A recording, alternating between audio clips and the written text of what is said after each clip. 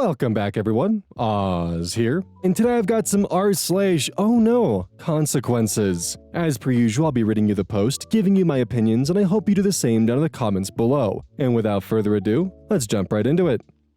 I've got a post that I sourced myself that fits OhNoConsequences.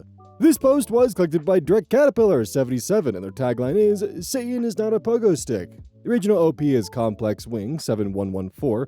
Posted to r/offmychest April 27th, 2024. Content warning for controlling behavior, threats, abusive behavior, stalking, assault, physical violence, and gaslighting. I have 2 weeks to get away from my husband. Throwaway account as my husband and in-laws follow my main. I, 29 female, have been married to my husband, 30 male, who I'll call Alex. Alex and I met in college during our freshman year. We started off as just friends and got married 7 months ago. I've gotten along with his family, but we aren't super close, but we're friendly enough. The problem is that Alex has begun to make me incredibly uncomfortable. Firstly, he's begun to ask me who I'm meeting with, where, what we plan on doing, how long, every single time I leave the house without him.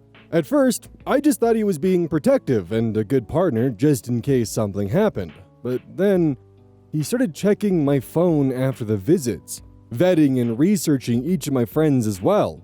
He also has been pursuing me to link my bank account to his, as he's in charge of the finances when he was perfectly fine keeping them separate before. We fight about it almost every day. Finally, yesterday, when he was preparing to go on a work trip for 2 weeks in California, he demanded I wear a tracker so he could keep an eye on me while he's gone. I can't do this anymore. I feel like I'm suffocating, and his family, who I've spoken to about his worrying behavior, just said he's being careful and protective as a good husband should. I need to gather my things together and find a way to be gone before he gets home without tipping him off. He's always threatened that if he ever found me cheating on him, he'd turn in divorce papers the same day. He keeps a filed copy in his desk. I'm going to submit those the day I leave, but there's so much to do. What a fucking psycho. Begin finding a new place to live, seeing if my job has any transfers available, packing and moving in 2 weeks. His return flight is May 11th, so I need to move quickly. I'm posting here because I don't have any close family, and I can't risk dragging my friends into this as we share the same friends. I just need a place to vent and ask if anyone has any advice on the easiest and safest way to do this. Edit. Oh my god, you guys are amazing. I never even thought to not use his divorce papers. I'll check for cameras before I start any packing or prepping. I may also shred his divorce papers just in case and look into getting a lawyer for myself. I'm in a no-fault divorce state. That much I remember, which will help. I'll update again when I know more. The tracker he wants me to use is a small clip to put on a belt or waistband. I'll wear it unless I'm going or doing something related to me leaving. No pets yet, thankfully. Update. April 28th, 2024. So, I've gotten a lot of support and helpful advice along with questions I thought I should clarify before I proceed with the update. Some asked why I'd be hiding things from Alex regarding going out and who I'm meeting with. I don't, and I have nothing to hide. Fucking Reddit brain behavior. Well, do you have anything to hide? God damn. However, when he begins to then double-check everything I tell him with the other people there, right down to each person I talked to and what I said. Did I send any text messages? Did I order food? How much did I eat? That's when it started to feel like I was slowly being pushed into a corner. It didn't start that bad, but gradually grew worse over time. All of the Reddit subs my in-laws' families are part of are related to gardening and do-it-yourself, so I highly doubt they'll see this. If so, by the time they do, I'll hopefully be gone. I talked to my job and explained things to my manager, and they promised to look into openings in other states to see if they could get me into one.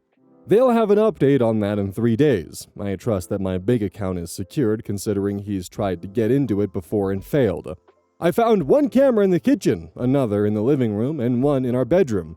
As such, I've left them in place for now and done all other planning, such as in the bathroom, pretending I'm taking a bath.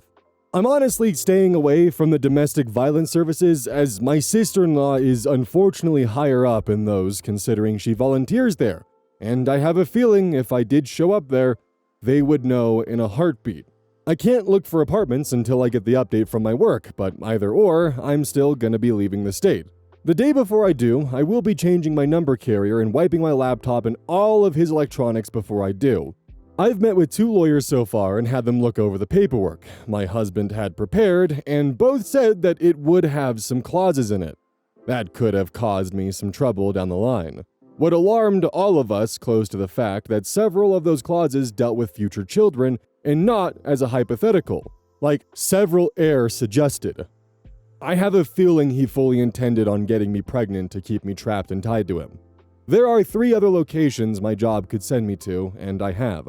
As a precaution, began looking into all 3 cities and housing in the areas, just in case one of those is the one they send me to. Even if they don't have an opening that they can push me into, then I will just have to quit, move, and figure things out on my own. I have enough money to live and survive for a few months until I can pick up another job. Unfortunately, all of our friends are mutuals and would likely be unaware of the consequences of saying or sharing anything I do or say with my husband. I don't have any surviving close family, and obviously my in-laws are not a good resource to rely on. I am on my own, unfortunately. Other than the wonderful bonds I've begun to make here. I will update again if I get more information or something else happens. Otherwise, I'll update when my work gets back to me. I do plan on leaving before he returns, though, just to make sure I'm not anywhere near here at the time. Update 2, April 30th, 2024. Good news, my work has an opening I qualify for that will not only shift me across the country, but also comes with a salary increase as well. I've started telling my in-laws and friends that I'm planning a surprise outing for when my husband gets back for just the 2 of us. This way, people don't give me odd looks if they see me out and about. I've even gone as far as asking mother-in-law to show me his favorite recipes. Meanwhile, I found a moving company that, while small, is willing to work in a storm. The reason is, in 5 days, we're supposed to get hit with a large storm front. I plan to shut off the breaker and say we lost power if he asks, just as several people here suggested, and even send him a short clip of the storm. I will have all of my stuff moved that afternoon, and I will be flying out once the weather has cleared enough to do so. I have a lawyer who will push my divorce through, and I've filled out the necessary paperwork so that I don't have to be here for it. I'm not suing for assets or alimony, and I've shredded his divorce papers as well. I've set up a cheap payphone plan through Cricket until this is all said and done, at which point I will find a new carrier, number, and phone. This one is being wiped and left behind. My laptop is provided by my work, and the IT department inspected it thoroughly, and it was clean, thankfully. No other electronic aside from my laptop and new phone will be coming with me. If Alex needs to talk to me, he can do it through my lawyer.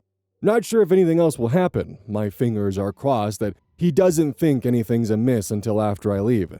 And I'm not turning the breaker back on when I do. He can when he gets home.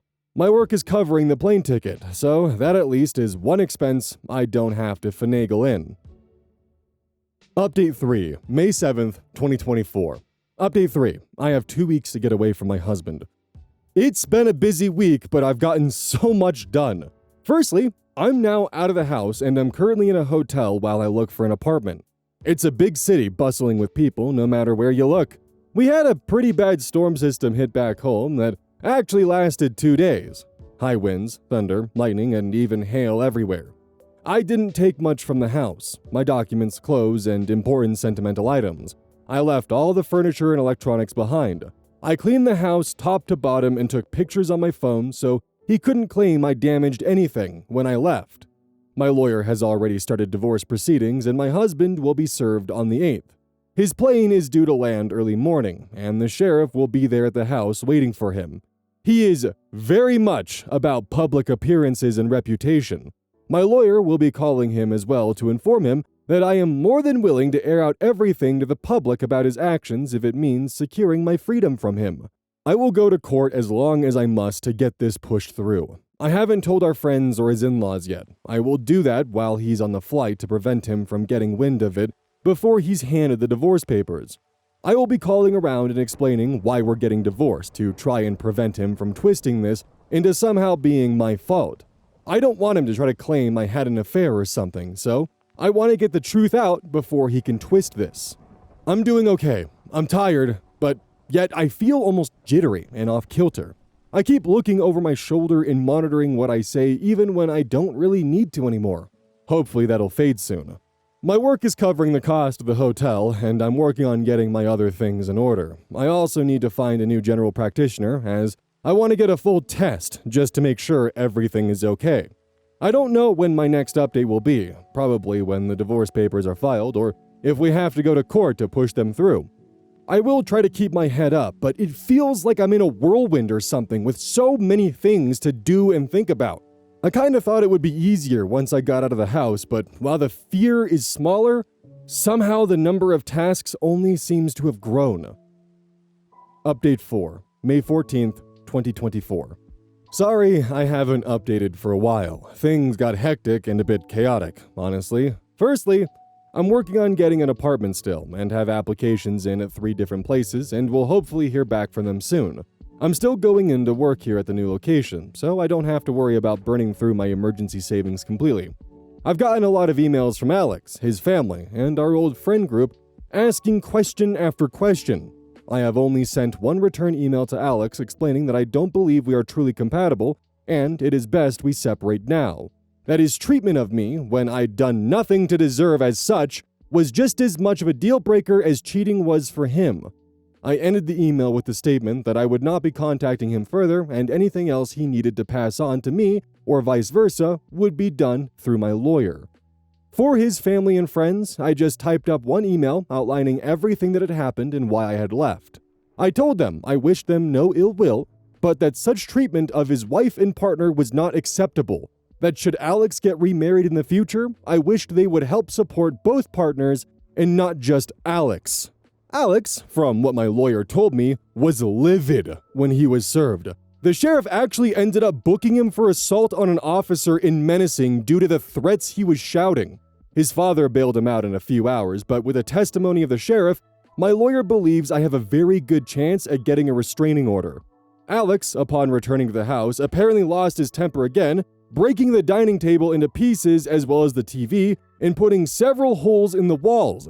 At least that's what one of the emails from one of our friends reported as Alex called him to help him clean up the mess.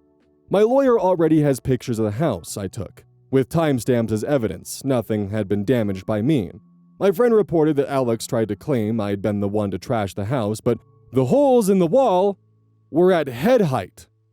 Alex is 6'3", and I'm 5'4", so he knew that was false. Either way, taking the pictures definitely will help me, so again, thank you everyone here for the advice because I never would have thought of that on my own. My work won't share details of where I am, as I do work with some higher-end clientele who value security, and that information won't be gossiped about, and no, I am not some stripper or escort. I deal with contracts, notary, and business management. As such, even if Alex tried to use my work to fight me, he wouldn't succeed. Update, May 26th, 2024. Update on leaving. It's been a little bit, and I thought I'd answer some questions before giving my update. It may be a while after this until things change. Firstly, no, I didn't bring my car. The public transport here is good enough to use without needing one. I have secured an apartment, and the building has good security. You need a key card to enter, and there is a security guard at a desk right by the entrance to the building. As part of my contract, I gave them a photo of Alex and his family so that even in the off chance they do find me, they won't be let in. The responses I got from the emails varied. His family said I was overreacting, and that I owe Alex an apology for the problems this has caused him. The pending criminal charges puts him at risk of losing his job if he's convicted. Oh no, don't assault an officer then, Alex. Alex sent a long email apologizing and pleading for me to come home. He said he was worried about me, that he's willing to go to therapy if it'll appease me. He wants us to remain together, and he didn't think leaving was an appropriate response to his genuine concern and worry for my health and safety. The friends gave somewhat lacking replies, saying that they didn't think Alex was ever going to hurt me, and that I shouldn't be letting my imagination run wild. As much as I want to say I was surprised at the lack of support, I'm honestly not. Dude literally assaults an officer, trashes the place, and gets charged and booked with assault and menacing. And the friend's like, no, it's just your imagination that he would ever hurt you. OP made the right call by not involving the friends. Good God. He intends to fight the divorce. I am letting my lawyer handle it, and I am also pursuing a protective order as well. Once I got approved for my apartment, I also froze my credit. I've changed my phone carrier and number, as well as making sure none of my documents list Alex as next of kin or power of attorney. Some have asked why I was so paranoid about Alex and his possible future actions. The answer for that actually is somewhat simple. My grandmother. I love that woman to bits. As a teen, she explained why my grandfather was never around. He was extremely abusive and manipulative, and her generation didn't allow divorce really. She wouldn't have been able to buy a house or get a good enough job to support her and my mother on her own. As such, she endured it, shielded my mom as she could until my grandfather died. When I felt like I may have been overreacting, I remembered how she said she'd always wished she'd been able to see grandfather for what he was early on, when she may have been able to annul the marriage. I don't know when I'll update again, maybe when the divorce goes through or if something big happens, but until then, I'm just trying to keep my head above the water. And that's where the best of ends. But that's not where the story ends.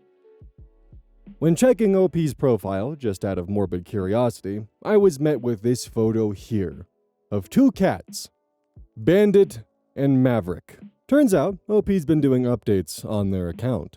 Let's find out how the story of Bandit and Maverick came to be.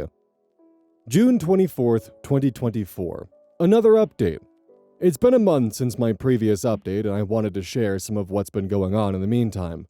The divorce is proceeding, but even though I don't need him to agree, and he's not, it means I have to go through the courts to get it approved. As such, it could be upwards of 6 months to push it through, even though I'm filing without attempt to claim property, alimony, or compensation. I just want a clean break and separation. Alex has attempted to use our friends to reach out to me, as he doesn't want to use my lawyer for communication. He's saying it's disrespectful and cowardly to hide behind my lawyer and not meet him face to face.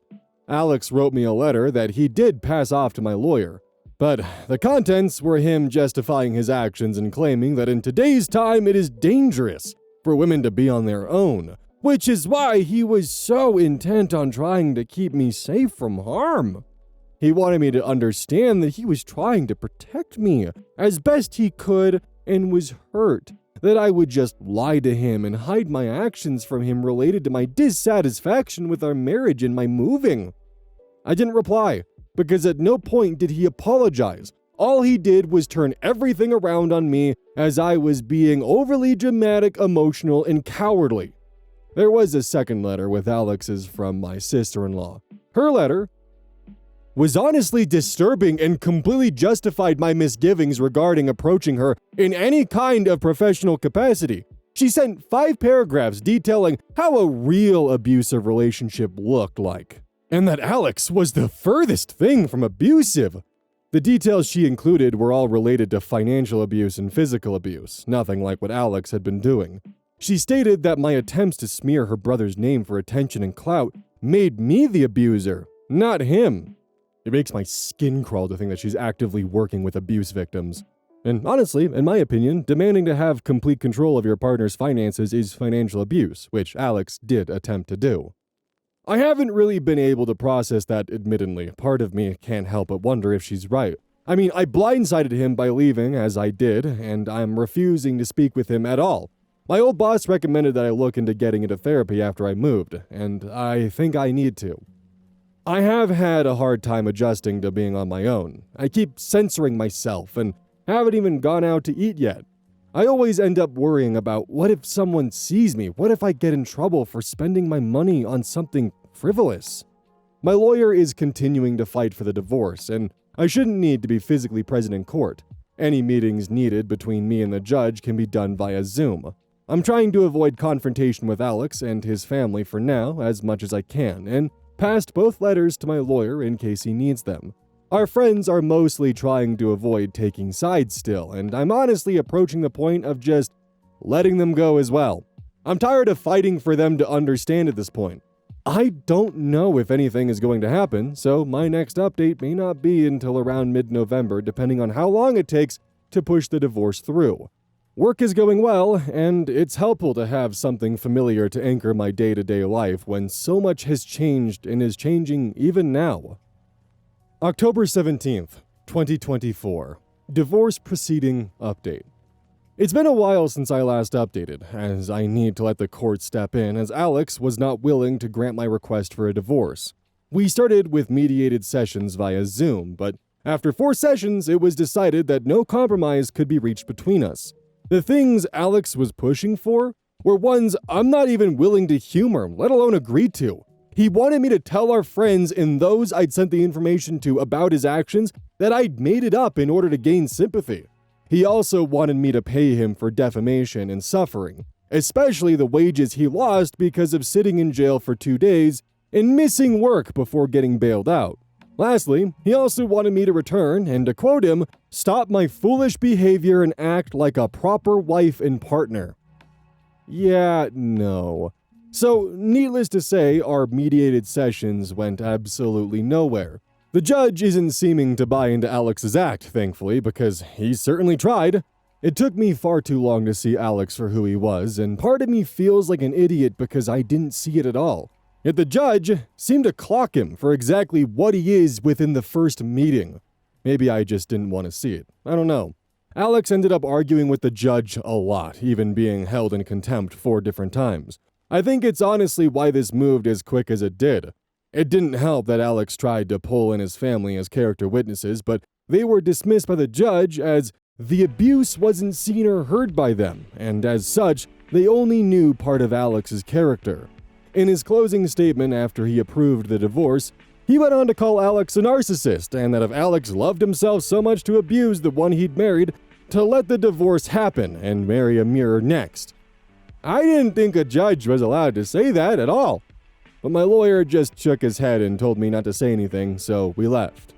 So here's the update I'm sure everyone's been hoping for and guessed. I'm officially divorced. The documents were processed 3 days ago, and I'm still in disbelief. I have no contact with Alex any longer, nor do I want any.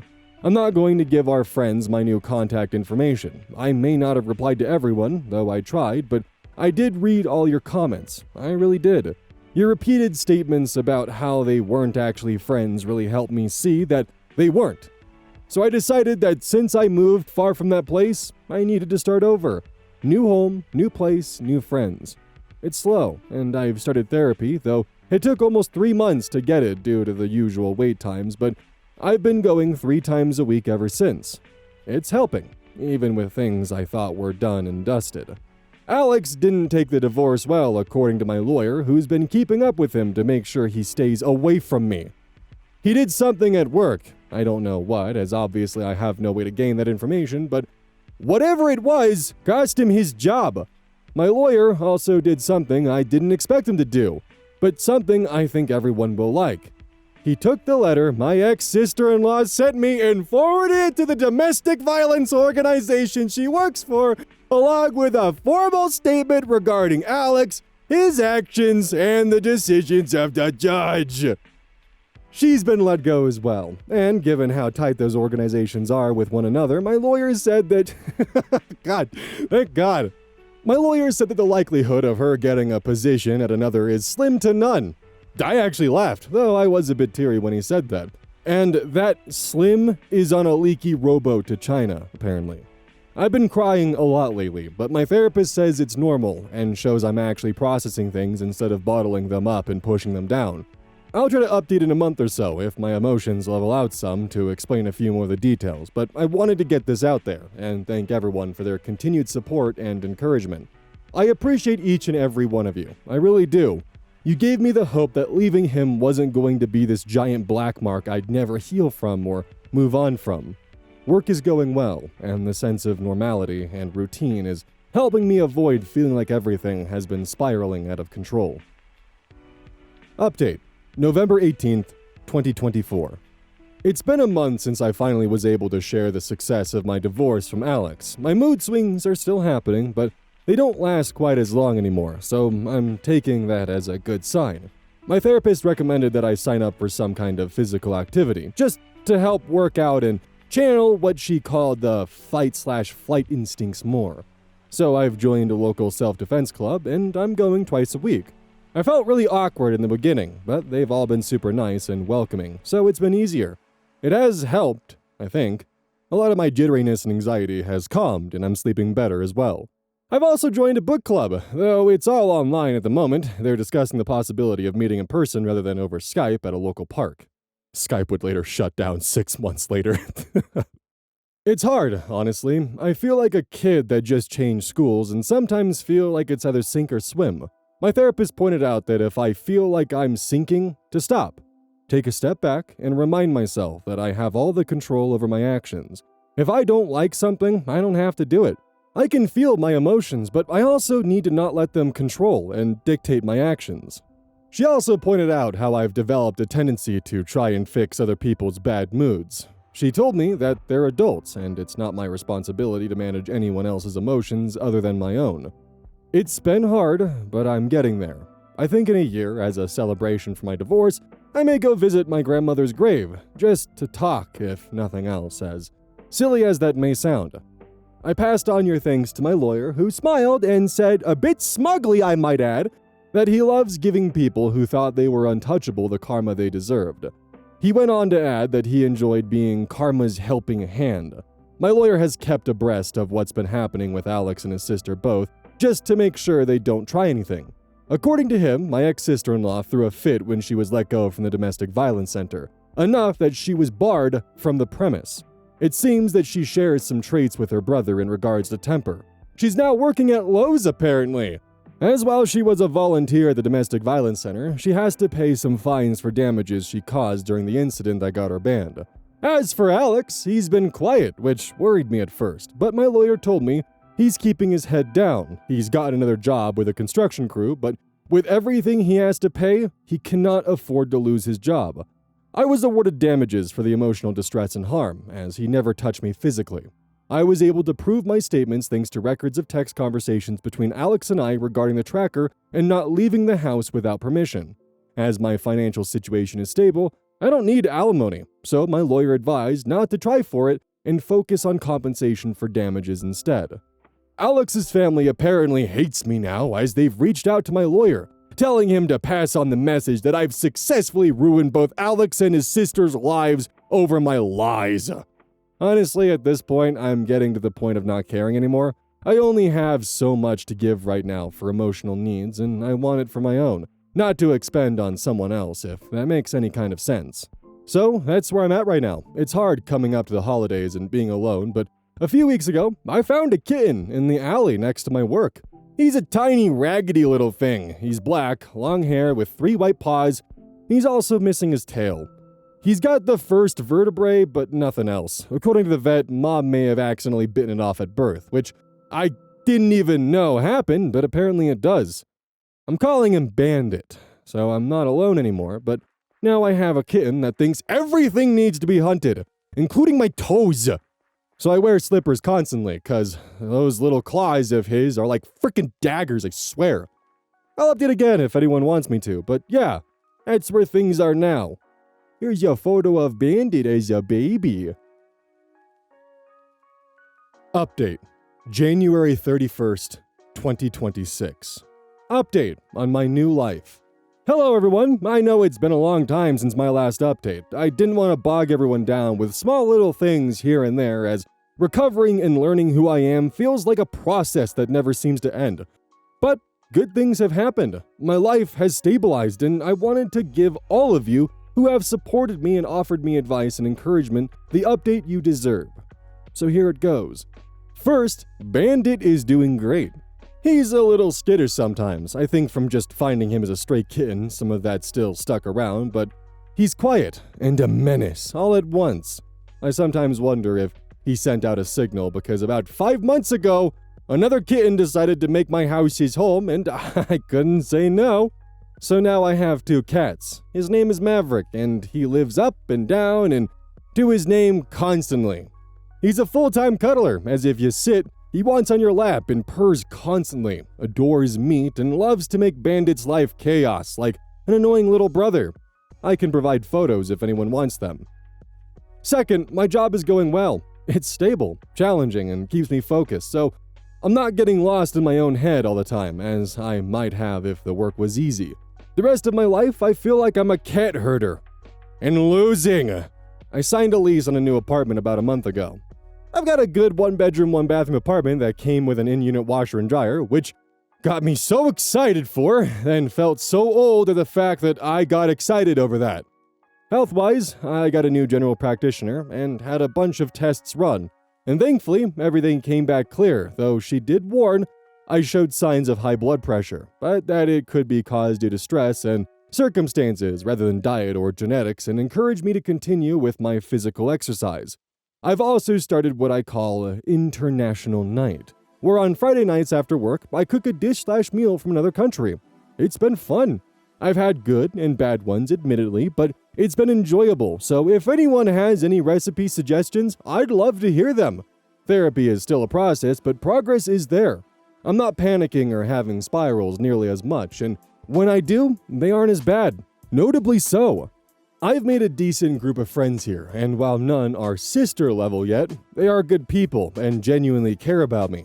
I did visit my grandmother's grave about 2 months ago, had a breakdown there, but in spite of the snow, I still felt warm, if that makes any sense. Even if the wind made my face feel like I was a kid licking a frozen pole, ouch. It helped to just pour it out to someone who understood and couldn't say anything, to just vent and bleed it out. My therapist requested I call her after, and I did so. It feels weird to have someone so invested in my mental health like that, even outside of her office. A good weird, though. Lastly, Alex and his family. I haven't contacted them. Haven't wanted to, honestly. I know I've gotten a lot of DMs from people claiming that by saying how much I thought about what Alex and his family did meant, I missed my ex-husband and felt guilty. I don't quite follow that logic, but I just didn't respond to them. That said, no, I don't miss him or his family. I miss what I thought I once had, and more in the future we could have had he not turned out to be a controlling narcissist. But I don't miss him, his family, nor do I regret leaving. Alex is still working at the construction company, and his sister was let go from Lowe's, though why, I don't know. Nor do I care all that much as long as they leave me alone. Alex is dating again, but none of them seem to stick around long. He was charged by the officer for the assault, but got off with probation, sadly. I know it might be a bit of a boring update given the chaotic whirlwind it was before, but the calm is so nice. I just wanted to let everyone know I'm okay. I'm still healing, and to thank you all again for your advice, support, and encouragement. Honestly, after yesterday's final tangent, this seems to fit perfectly. No matter what situation you're in, even if it requires starting from scratch, you can always get out. You can always rebuild. It might be difficult, it might take time, and it might also have a lot of unexpected road bumps. It also might involve small cats with tiny little daggers hunting your toes in the middle of the night. But no matter what, if you're willing to take the time and effort, you are able to find safety, to find comfort, to find solace, to find sanctuary, and to rebuild. It may take effort, it may take time, it may take moving and redefining yourself. But it seems that for a lot of people, there is always a path forward, even if it involves starting from square one. Just because there wasn't a good or appropriate place to put the cup insert, the cup still is going to be on sale until March 9th, so snag one while you can. Every purchase made supports the channel directly. And the outro does have a bit of an important thing to talk about, so if you have the time, I would appreciate if you stuck around for that. Thank you. Howdy, this is a bit of an important outro here, and this is something that I never wanted to have to do on this channel, and I've actively avoided it, but I've been put in a no-win situation here. Recently, a company has been going around and claiming the outros of my videos with, well, here's an example. Literally claiming the outro. I know for a fact this isn't the case where the song that I'm using samples their song. In fact, it seems to be the other way around. The song that I'm using comes from 2019, and the studio that's claiming that I'm using their music wasn't even founded until 2021. Let alone the song they produced doesn't seem to appear online until 2023. Kinda hard to verify that when, of course, song's in Korean. No way to actually search it or find it. So they essentially just get to take the video's entire revenue, and my only course of action is to let them or fight it and risk losing the channel. YouTube has decided to stay neutral and told me that I could just simply go and pursue this in court if I wanted to, so I'm left with the option of the channel gets copyright striked and then I have to fight it in court to prove why the copyright strike was invalid, but that doesn't change the fact that I would lose the ability to upload videos for 7 days. Or I can unfortunately just let them take the revenue from the claimed content and still be able to have my channel. Which, this leads me to the first time in 2 years and 555 videos, begrudgingly asking for you guys to consider supporting the channel through the membership system. If it's something that you're interested in doing or can afford and it won't put you into jeopardy, then I ask to please consider it. I'll be spicing up the rewards to make the $3 a month more worth it, but for now, this is kind of where I'm at. This is not required. I will not put any content behind the paid membership wall. This is solely just to support the channel if this is something that you're interested in doing. I am sorry that I am asking for this, but thank you for listening.